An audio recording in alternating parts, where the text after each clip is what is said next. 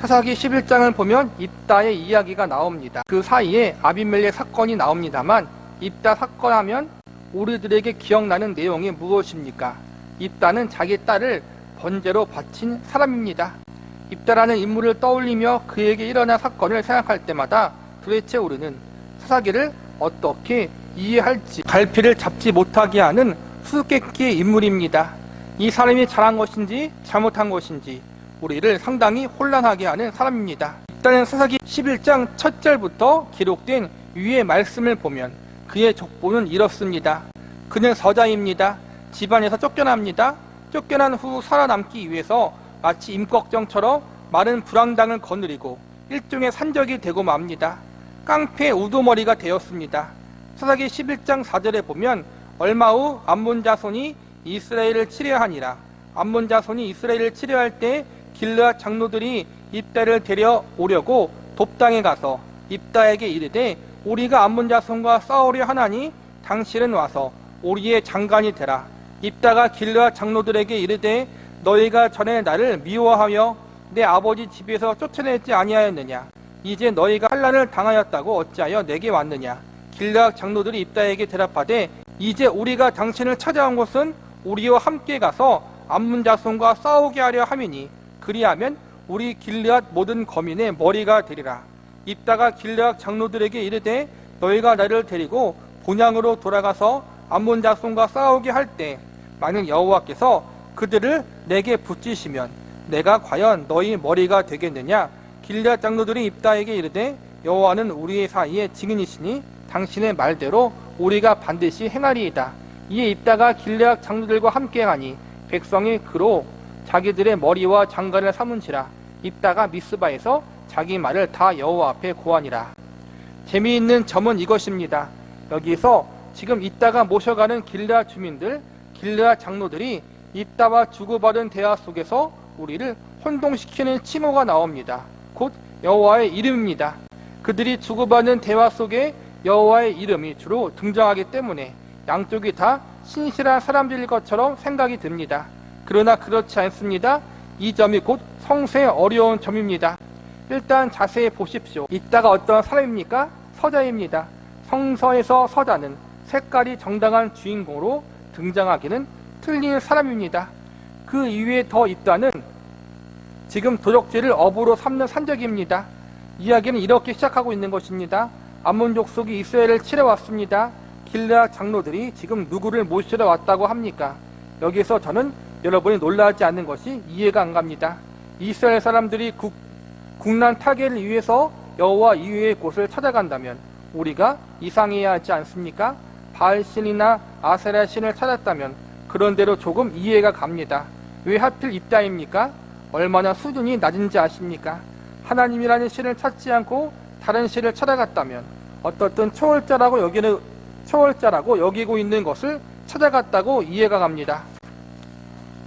그러나 길르앗 장로들은 초월자에게 갈 만큼 신앙을 둘째치더라도 종교적 지도자에게 가지도 않았습니다. 누구를 찾아갔는가 하면 사시미 칼잡이를 사러 간 것입니다. 이제 감이 잡히실 것입니다. 그런데 주고받은 이야기가 무엇입니까? 여호와께서 나로 승리케 하시면. 입다가 마치 하나님을 의지하는 척 이렇게 짓거리니까 저쪽에서도 똑같이 맞받아 대꾸를 합니다. 여호와께서 우리의 증인입니다. 하나님께서 만일 여기에 줄을 달아 놓으셨다면 놀고 있을 것입니다. 바로 이 대목이 사사기 전 기록의 비극인 것입니다. 입다가 싸우러 나가는데 이런 약속을 합니다. 사사기 11장 30절에 보면 그가 여호와께 서원하여 가로되 주께서 과연 암몬 자손을 내 손에 붙이시면 내가 암몬 자손에게 평안이 돌아올 때 누구든지 내 집문에서 나와서 나를 영접하는 그는 여호와께 드릴 것이니 내가 그를 번제로 드리겠나이다 하니라. 이것이 무슨 말인지 아십니까?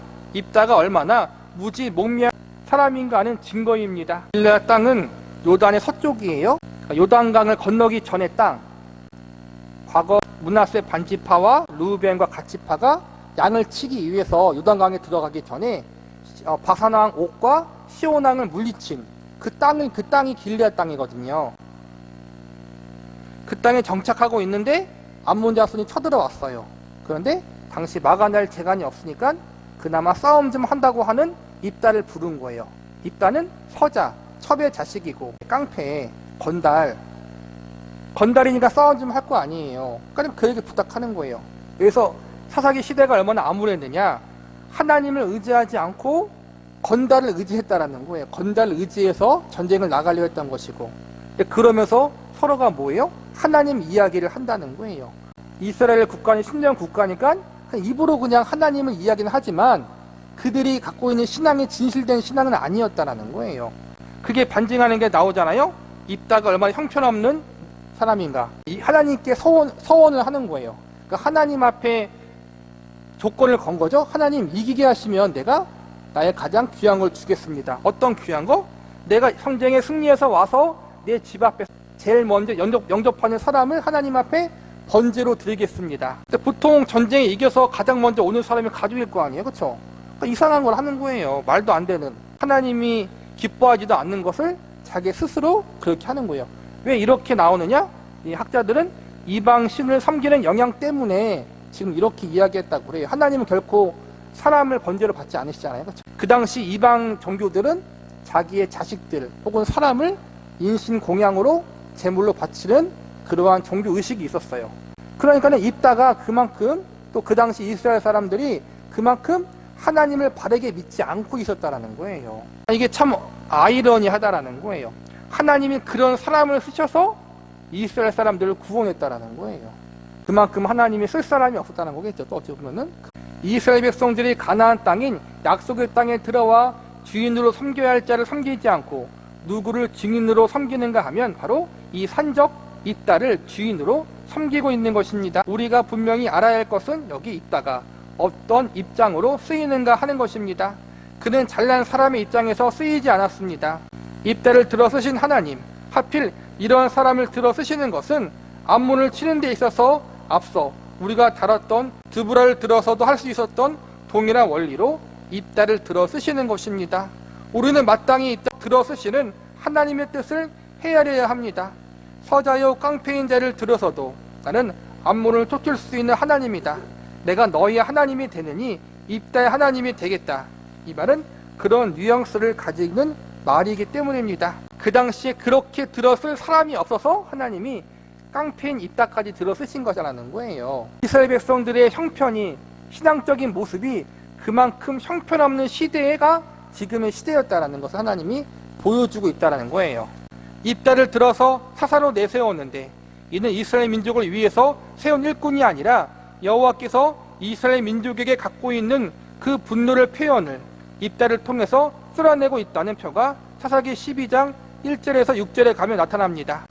에브라임 사람들이 모여 북으로 가서 입다에게 이르되 내가 암몬 자손과 싸우러 건너갈 때 어찌 우리를 불러 너와 함께 가지 아니하였느냐. 우리가 반드시 불러 너와 내 집을 살으리라.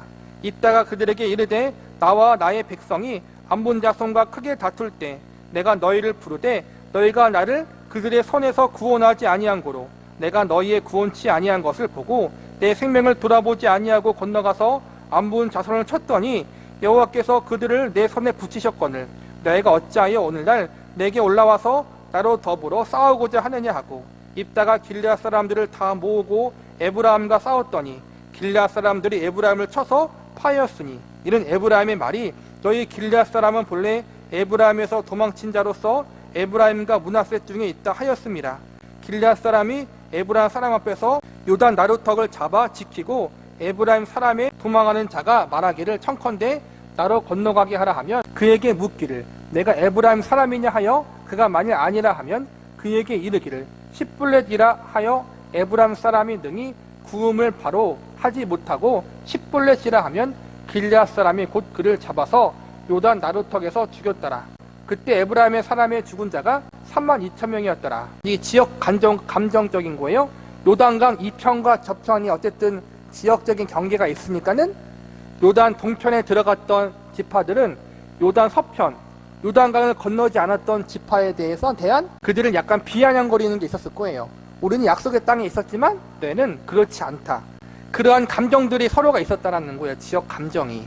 그래서 길르앗 사람들이 암몬과 싸워서 이겼는데 요단 동편에서 제일 센 지파가 누구예요? 유다 지파하고 에브라임 지파란 말이에요. 근데 에브라임 지파가 시비 거는 거예요. 왜 전쟁에 나가는데 우리를 안 불렀느냐? 왜 너희만 싸웠느냐? 그렇게 시비를 거니까는 이제는 입다하고 길르앗 사람들이 화가 나서 싸워버린 거란 말이에요. 그 싸움으로 42,000명이 죽었어요. 에브라임 사람. 엄청나게 많이 죽은 거죠. 이게 하나님이 징계하신 거라는 거예요. 입다를 통해서. 너희 꼬라지가 지금 그 믿음이 입다를 들었을 만큼 꼬라지라는 거예요. 깡패를 들었을 만큼의 그러한 신앙적, 그러한 영적으로 타락하고 부패하고 무능한 상태에 있었는데 지금 그걸 깨닫지 못하고 또 에브라임 사람들이 와서 까쭉대니까 하나님이 그걸 통해 징계하셨다는 거예요. 입다는 하나님 앞에 영광스럽게 쓰임받기보다는 하나님의 뭐라 그럴까, 이스라엘 사람들의 그 당시의 영적인 상태와 타락함을 징계하는 도구로 쓰임받은 사람이었다라고 볼 수도 있는 거예요. 이런 생각을 해보시기 바랍니다. 앞 강의에서 배운 기드온 사건에서 기드온이 미디안 사람과 싸우기 위해 전 국토의 나팔을 불어 모은 숫자가 32,000명입니다. 그런데 에브라임 한 지파에서만 42,000명이 죽었다는 것은 굉장한 수가 죽은 것입니다. 도대체 하나님은 입다를 들어서 암몬을 치는 것입니까? 이스라엘의 불신앙을 치는 것입니까? 입다를 들어 쓰시는 것이 누구를 치는 것인지를 우리는 명확하게 구별해 알아야 합니다. 입다의 경우도 조심해야 합니다. 입다로 잘라서 쓰임받는 것이 아닙니다. 이런 면에서 보자면 기드온 사건과 입다 사건을 우리가 이제 결론을 이렇게 내릴 수 있게 됩니다. 입다 사건은 다른 이야기가 아닙니다. 한국교회는 지금 굉장히 큰 복속에 잠겨 있습니다. 어느 곳에 가서 성서를 들고 다니고 성서 공부하는 것이 자랑이 되어가고 있습니다. 이건 큰 은혜요, 말로 다 할 수 없는 복입니다. 기억해야 할 것은 한국교회가 지금 누리고 있는 복들과 부흥의 물결들이 교회와 교역자들에 의해 주도되지 않는다는 사실입니다. 하나님은 이 땅에 하나님의 복을 분명히 우리들에게 주시기 위해서 여러 입다를 세우신 줄 알아야 합니다. 여러 곳에 교회 외적인 단체가 많이 생겼습니다. 그렇다고 너무 재지 마십시오. 또 그래서 화를 내라는 이야기도 아닙니다. 교회가 자기 할 일을 하고 있었는데도 이런 교회 외의 단체가 따로 필요했다는 말입니까? 저는 그런 단체들을 보면서 늘 그 아픔을 지니고 있습니다. 이는 교회를 향한 하나님의 거대한 손가락질이요 불같은 꾸짖음입니다. 이 책이 거의 막 80년대 말 90년대 초에 기록되었을 거예요. 그러니까는 거의 30년 전에 기록된 거예요. 30년 전만 해도 그래도 한국교회가 부흥하고 있었잖아요. 그렇죠? 한국교회가 외적으로는 부흥하는 것 같고 또 사회적인 전반적인 분위기가 기독교에 대해서 긍정적이었던 시대였어요. 지금과는 달라요. 그렇죠? 우리 어릴 때는 그래도 교회 하면은 친구들 전도해서 교회 가는 게 약간 뭐라 그럴까? 크게 문제가 되지 않았잖아요. 부모님들도 친구 데리고 교회 가는 것에 대해서 부정적으로 보지 않았고 길거리 가서 전도해도 부정적이지 않았어요. 그렇죠? 그런 시대에 쓰인 건데도 그때 이제 박여선 목사님이 통찰력 있게 본 거예요. 그때도 부흥하고 있는 것 같지만 여전히 교회와 성도들이 지금 사사기 시대처럼 하나님 앞에 온전히 바로 서지 못하고 있었다. 그렇게 지금 지적하고 있는 거예요. 그러한 결과들이 모습들이 어떻게 나오느냐 그러면은 하나님의 세우신 교회를 통해서 사역자를 통해서 한국 사회가 부흥되어지고 믿음으로 바로 서기보다는 교회 외의 단체들, 선교단체나 기타 다른 사람들을 통해서 뭐라 그럴까, 하나님을 믿는 믿음의 문화가 보편화되어지는 것처럼 그렇게 뻗어나가는 부분이 있었거든요. 교회가 제 기능을 감당하지 못하니까 선교단체들이 일어나고 또 선교단체에 있는 그러한 지도자들이 어떠한 하나님의 일을 감당하기도 하고, 그러니까 그러한 시대였다라는 거예요. 교회가 있었지만 교회가 제 기능을 하지 못했던 시대였다라는 거예요. 오늘날은 더 하겠죠. 교회마다 성도들이 모여듭니다. 굉장히 신속한 부흥입니다. 잘 되고 있습니다. 교회도 크게 지은 곳이 많습니다. 주일 헌금이 으스스하게 나오고 있습니다. 그러나 저는 이런 일들이 반드시 복으로만 생각하지 않습니다. 입다의 승리만으로 추적하기에는 하나님의 지적은 훨씬 깊은 곳에 있을 수 있다는 것입니다. 입다로 쓰이는 사람도 자기가 쓰이는 이유를 알아야 합니다. 그것만을 자랑하는 것만큼 자기 입장을 모르는 것도 없을 것입니다. 입다 편에서 자기가 쓰임받은 게 기쁜 일은 아니라는 거예요. 얼마나 내가 살고 있는 이 시대가 악한 것인지, 얼마나 하나님의 사람이 없는 것인지, 그래서 나 같은 불량배라도 쓰셔서 하나님이 하나님의 일을 하려고 했던 그 시대의 암울함을 우리가 겸허히 받아들이고 반성해야 된다는 거예요. 오늘날도 우리도 마찬가지라는 거예요. 우리가 쓰임받고 하나님 앞에 나아가는 것들이 우리가 잘나서가 아니라 이 시대가 그만큼 쓸 인재가 없기도 하고 나를 쓸 만큼 시대가 지금 악해 있다는 것, 그것을 보면서 나를 점검하고 겸손하게 나아가야 한다는 거예요. 내가 쓰임받고 있다는 것 자체가 나의 자랑이고 교만이 될 때가 있잖아요. 우리는 전 세계 기독교사에서 몇 가지 신기록들을 가지고 있습니다. 최고의 교회, 제일 많이 모이는 교회, 제일 집회수가 많은 교회 등 이처럼 별 통계를 우리가 신기록으로 갖고 있습니다. 서울 여의도에 있는 순복음교회는 세계의 자랑거리입니다. 그런데 꼭 자랑일 수는 없습니다. 바로 입다라는 말입니다. 이처럼 우리 신자들은 어떤 면에서 언제나 입다입니다. 왜냐하면 고린도전서 1장 26절을 보십시오. 형제들아 너희를 부르신 부름을 보라. 분명 지혜 있는 자가 많지 않고 능한 자가 많지 않다. 이것이 사도 바울이 고린도 교회를 향하여 제시하는 복음의 비밀들입니다. 하나님이 그의 자녀들을 들어 쓰실 때에는 그에게 볼 것이 있는 자는 오히려 안 쓰시는 것입니다. 왜냐하면 제3자가 볼 때 그가 그만한 조건을 가지고 있기 때문에 그 결과를 가져왔다라고 오해할까봐 그렇지 않은 사람을 하나님이 즐겨 선택하신다는 뜻입니다. 한국 교회의 가장 무서운 점은 요즘의 교인들이 모두 똑똑하다는 점에 있습니다. 그리고 잘 삽니다. 상식이 있습니다. 거기다가 예수까지 믿어서 저는 아주 이가 갈립니다. 참 무섭습니다. 그러나 상식과 신앙을 혼돈하지 마십시오. 교회가 여태껏 가졌던 실수들을 안 하는 것으로 맘 놓고 있지 마십시오. 그 정도로 만족해서는 절대 안 될, 해야 할 일이 분명히 있다는 것을 잊지 마십시오. 그것은 다른 것이 아닙니다. 가나안 땅에 마땅히 살아야 할 사람들이 가나안에 산다는 사실을 거절했을 때 쓰임받는 사람들은 정작 쓰이는 일을 하는 사람들이 아니라 죽은 영혼들을 두들겨 깨우는 기상나팔의 역할밖에 없다는 사실을 알아야 합니다. 기상나팔을 위해서 우리가 쓰임받은 것은 전체적인 안목에서 보면 불행한 일입니다. 전투를 하고 적지를 빼앗고 사로잡힌 포로들을 회복시키기 위하여 전투 장소에 나서야 할 사람들이 늘어져 일어나지 않기 때문에 북을 치고 나팔을 불고 불을 질러서라도 그들을 깨워하는 일밖에 하지 못한다는 뜻입니다. 입자를 통해서 하나님이 에브라임 자손들을 혼냈잖아요. 그렇죠? 에브라임 자손을 혼낸 것은 에브라임뿐만 아니라 그 당시 이스라엘 백성들을 혼낸 거란 말이에요. 얼마나 충격이겠어요. 그 당시 시대에 같은 민족끼리 싸워서 42,000명이 죽어버렸어요. 그걸 통해서 하나님이 입자를 통해서 아까 말한 것처럼 그 당시 영적으로 잠자고 영적으로 형편없는 이스라엘 백성들에게 경각심을 준 거란 말이에요. 너희도 예외가 아니다. 너희도 암몬 자손과 같이 똑같이 나에게 심판받을 만큼 지금 타락해 있다. 그걸 알려주는 거란 말이에요. 그리고 그거에 쓰임받는 입다는 결코 내가 자랑할 만한 위치에 있는 것이 아니라는 거예요. 우리도 마찬가지라는 거예요. 우리도 지금 기껏 해봤자 입다와 같은 역할밖에 못하고 있다는 거. 잘해봤자 우리는 지금 하나님의 백성으로서 하나님의 영광을 위해서 그분을 기뻐하는 삶을 위해서 빛과 소금으로 살아가야 하는데 그냥 계속 여전히 영적으로 게으르고 잠자가 있고 부패해 있으니까는 그냥 그걸 깨우는 일에도 바쁘다라는 거예요. 지금 그 이상의 일을 하지 못하고 있다라는 거예요. 우리가 지금 그렇게 많은 복을 받았음에도 불구하고 이런 한국교회가 건강하고 정당한 소금과 빛이 있느냐 하는 싸움에 도달하지 못하고 있다는 뜻입니다. 계속 두들겨야 하고 그쪽으로 가지 말라고 해야 되고 아직도 여기서 헤매고 있다는 사실을 깊이 명심하시기 바랍니다. 우리 가운데 어느 누구도 그의 삶이 하나님 앞에 증거가 되고 그래서 하나님이 기뻐하시는 열매를 맺는 사람으로 준비되어 있지 않다는 뜻입니다.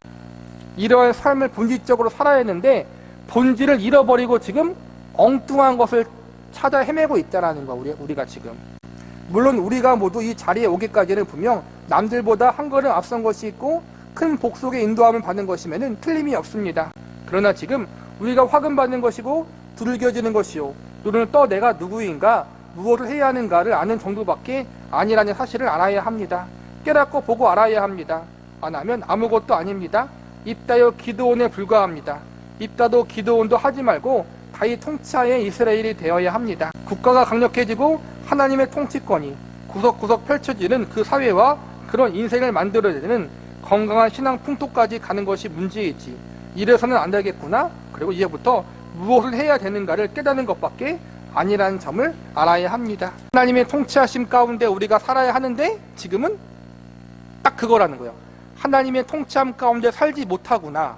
그것만 깨닫는 것에서 끝났다라는 거예요. 그리고 그것만 해도 잘하고 있구나라고 여기고 있는 시대가 지금 우리 시대라는 거예요. 우리는 깨닫고 나면 꼭 이렇게 합니다. 저 잠자는 자들을 보라. 나는 깼다. 저 코고는 녀석을 보라. 자는 모습을 보니까 참으로 추하구나. 일찍 깨길 잘했지. 그러나 그것으로 다만 끝입니까? 깨움 받는 것은 할 일이 있기 때문에 깨우신 것입니다. 늦잠 자지 않은 것, 잠버릇 험한 것, 여기에 대하여 자기를 비교하는 것만큼 본인에게 주어지는 복을 깨닫지 못하는 미라는 것도 없을 것입니다. 여러분에게 제가 공갈을 놓고 싶은 것입니다. 여기까지 오셨습니까? 깨우침 받으셨습니까? 살기 위해 싸움을 하십시오. 늘 승리할 것이라고는 믿지 않습니다. 그 성의와 열심이 우리의 매일의 생활에서 흔들어내지 않는다면 교회에 나온 것 자체가 사기 행위입니다. 그것도 거대한 사기입니다. 스스로를 속이고 하나님을 속이는 것밖에 안 됩니다.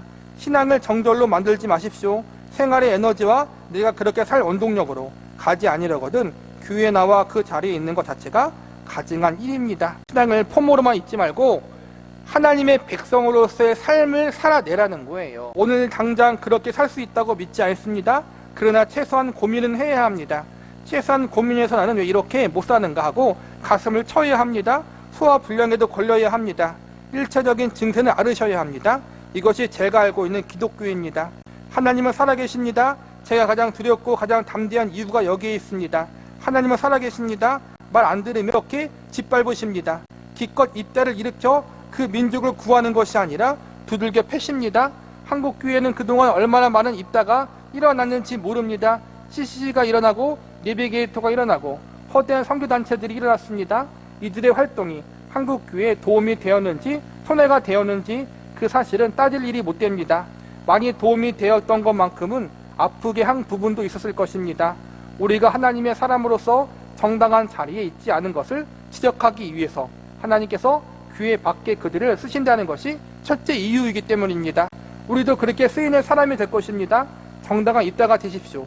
그리고 두려워하십시오. 어제도 어떤 교회 가서 저녁 설교를 할 기회가 있었습니다. 정통적인 교회입니다. 오래된 교회이고 장로교회입니다. 교인들의 평균 연세가 70세 가까이 되어 보였습니다. 교회 안에 교회 예배에 젊은이가 없다는 것이 참 비극입니다. 단 하나의 이유 때문입니다. 저들의 자녀들이 자기 부모들의 생활을 행복스럽지 않았다고 결론을 내렸다는 뜻입니다. 말로 항복시킬 사람은 없습니다. 생활밖에 없습니다. 어제 저녁 예배가 저를 가장 슬프게 한 것은 성가대원만이 고등학생이었습니다. 우리는 그렇게밖에 우리 자녀들을 귀에 붙잡아 놓은 방법을 알지 못했습니다. 성가대를 시켜서 할 수 없이 잡혀서 앉아있지 예배를 드리려고 앉혀있는 젊은이는 하나도 없었습니다. 제가 이렇게 두어 보기에 젊은 사람은 성가대와 젊은 교육 전도사들 뿐이었습니다. 몽땅 다 나이 드신 분들 뿐이었습니다. 정당하게 우리들의 후배를 가르치시고 후손을 가르치고 그러기 위하여 바르게 살아주십시오.